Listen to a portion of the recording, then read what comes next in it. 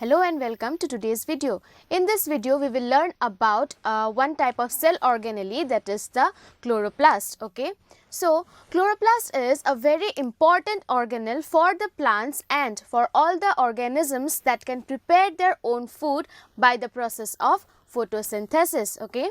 Now, chloroplast is a type of plastid. Okay. It is a type of cell organelle. It comes under a type of plastids. We have different type of plastids, such as we can have chromoplast, we can have leucoplast, and the third type is the chloroplast. Now, the chloroplast is a double membrane structure. Okay. And the first person to discover the chloroplast was Leeuwenhoek.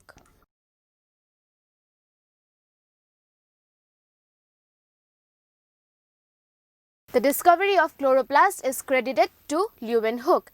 If we look into the shape of the chloroplast, in case of higher plants, the shape of a chloroplast can be somewhat spherical. Okay. In case of the higher plants, it is spherical, whereas in case of some lower plants, for example, some algae such as the Chlamydomonas or such, their shape can be cup-shaped,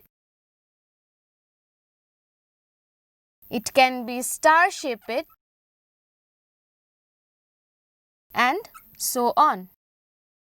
Now, moving on to our main topic, that is the structure of chloroplast. As I have already mentioned, chloroplast is a double membrane structure, or it is a double membrane organelle, just like our mitochondria.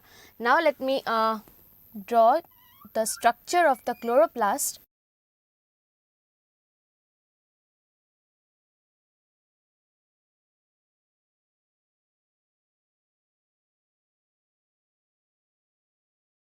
So, this is how a chloroplast section would look. Okay. So, this is the outer membrane of chloroplast.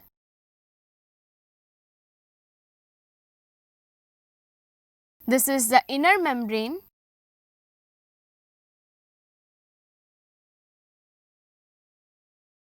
And both of this membrane will enclose a matrix, or it will enclose a aqueous solution that we term as the stroma, or we call it as the matrix. Okay. So, the aqueous solution that is present is known as the matrix. Now, the chloroplast, as you know, is a very important organelle in case of the plants. Why? Because it can help in the functioning, or it can help in the preparation of the food by the help of, or by the process of photosynthesis. Now, where does the photosynthesis actually occur? If you can remember, I will teach in my further lectures that chloroplast, or the whole process of photosynthesis, is mainly divided into two reactions, that is the light reaction and the dark reaction. Now, the main site for the light reaction is credited to some particular structure that is present in the chloroplast, that is called the thylakoid.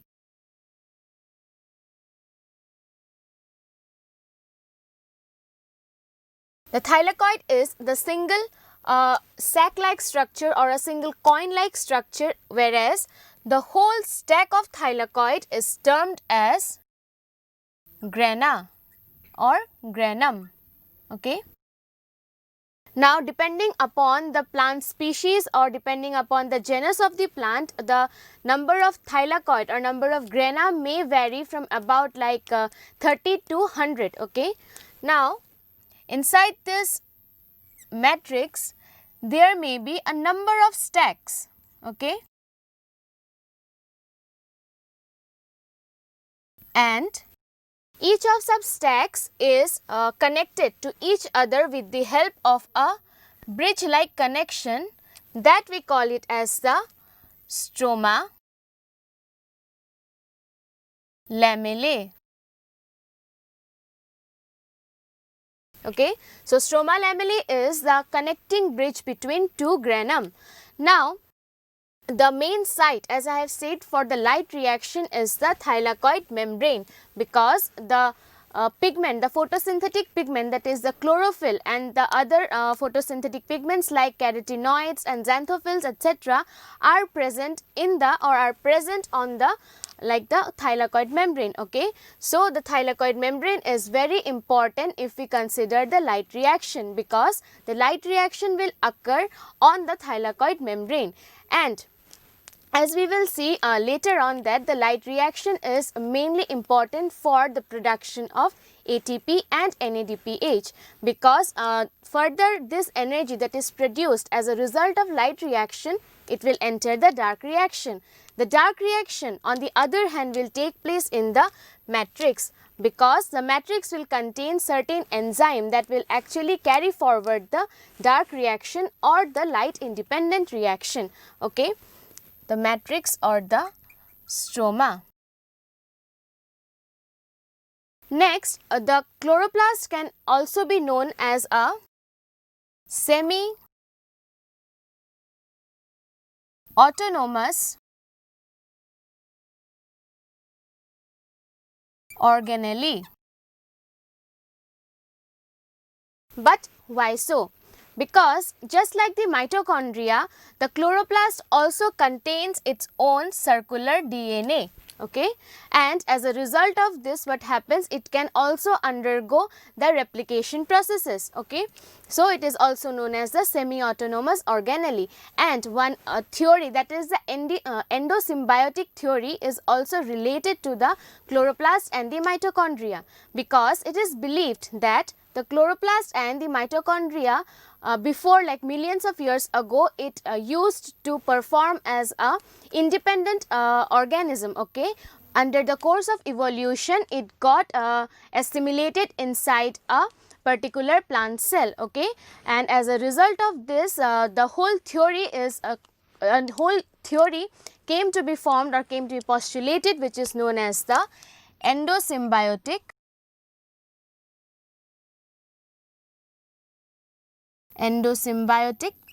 theory. So, this is the main structure of a chloroplast. A chloroplast is a double membrane structure. It contains of three main parts, that is the cell, two membranes, that is the outer membrane and the inner membrane. The outer membrane is permeable, whereas the inner membrane is not permeable, it is selectively permeable. Now, the two membranes will enclose an aqueous solution, that is termed as the matrix or the stroma, and the matrix is very important because it contains other small enzymes, it contains certain ribosomes, DNA, RNA and certain proteins for the survival or the proper functioning of the chloroplast. Next, in the stroma, there is presence of certain sac-like structure that we call as the thylakoid, and the stacking of such stacks or stacking of such coin-like structure is known as the granum. Two or more granum is connected with the help of a interconnecting bridge that is known as the stroma lamellae. Okay, and the whole process of photosynthesis, that is the dark reaction and the light reaction, mainly takes place in two different sites, that is the thylakoid is responsible for the light reaction, that is the production of the assimilatory powers, the ATP and the NADPH, whereas next the ATP and the NADPH that is produced in the light reaction will be used up in the process or during the different processes or different steps of the dark reaction, which will take place in the stroma. Okay. So, this is all about the structure of chloroplast. Now, if we look into the function of a chloroplast. So, from the structure itself, you might have got an idea about what role does a chloroplast or what role does this particular organelle play in a plant. In plant, the chloroplast is responsible for the processes of photosynthesis. Okay. So, it will help in the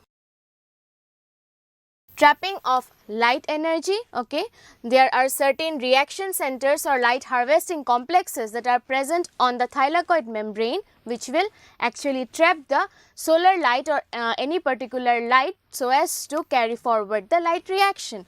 Also, it contains certain enzymes that will help in the fixation of the carbon dioxide for the dark reaction to begin. Okay, so this is how the chloroplasts help in photosynthesis. Next, the chloroplast also is helpful in the liberation of, it helps in the liberation of oxygen. So at the end of photosynthesis, we will see how oxygen is being liberated, okay, and this oxygen is given out from the plant, okay. So in turn, the oxygen is given out in the environment, and hence it is balancing the amount, or it's balancing the percentage of oxygen in the environment. Next, the third and the last function that it plays is that it also helps in photosensitivity. There are certain like lower organisms, for example, we have Euglena, we have Chlamydomonas and so on. What happens is that in these organisms, the chloroplast helps, or it receives, it acts as a photoreceptor, okay, and in turn it helps in the movement or the direction of the organism, okay. It is well known, or it is well seen in case of the Euglena, where there are particular photoreceptors, or we call them as the eye spots, okay. So in case of such organisms, the chloroplast helps as it acts as a photoreceptor, and in turn it helps in the movement and direction of the particular organisms. So in this video, we have got an idea about what is a chloroplast, how it is actually beneficial for a plant, how it is helping the plant to prepare its own food, and what are the functions that a chloroplast will play, or it will all the role that is a chloroplast is playing in a plant and some other organelles or some other organisms, okay. So I hope this video about the chloroplast and its structure is helpful for you. Thank you.